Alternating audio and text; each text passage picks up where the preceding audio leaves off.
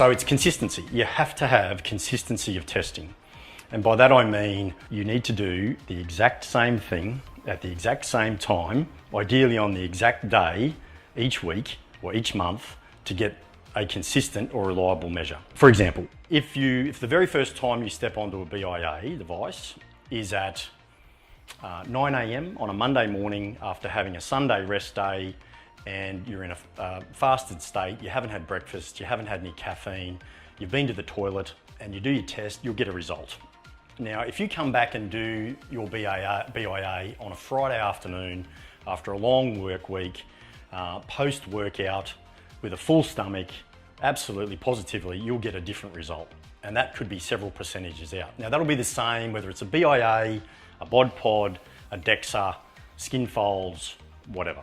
So it's the consistency of the testing that is really important for the reliability. Skin folds, we're looking at really just subcutaneous body fat. So for some populations, some athletic populations, that might be all they want. But for corporate sector, for the general population, I think they want to know a little bit more about their health. And so the BIA, for example, provides a measure of subcutaneous fat under the skin, which is the fat we can see, and visceral or visceral, depending on how you want to pronounce it, body fat, which is fat or intra-abdominal fat and fat around the organs, which is perhaps more meaningful to non-athletic populations around their general health status. Good correlations or high correlations with insulin sensitivity or resistance, with high amounts of visceral fat and other sort of comorbidities around health status. So it's an important measure. The BIA, and coming back to the direct versus the indirect confusion that I think exists in the marketplace, there's a term called DSM-BIA. DSM-BIA refers to direct segmental multi-frequency BIA. And so what that involves with BIA, the BIA recognises the body as a series of cylinders effectively. 5 cylinders in fact. So one for each the upper and lower limbs and one for the torso and the head. And the low frequency current that is passed around the body passes through those cylinders effectively and provides us with a measure of resistance. That resistance is dependent on the amount of body fat and the amount of soft tissue. Low frequency electrical current, around 50 hertz, will pass through tissue with a high water content very easy. And so muscle mass, organs, all have a really high water content. Fat, on the other hand, is what we call anhydrous. It's devoid of water. And so a low frequency current will bounce off the fat, effectively, really simply put. So we use a alternating current or a multi-frequency current around about, it might be 100 hertz, 200 hertz, up to 300 hertz. And that's across BIA. It doesn't matter what brand we're talking here. It's all pretty much the same. The higher frequency current will penetrate the body fat. And so it gives us a couple of really distinct measures.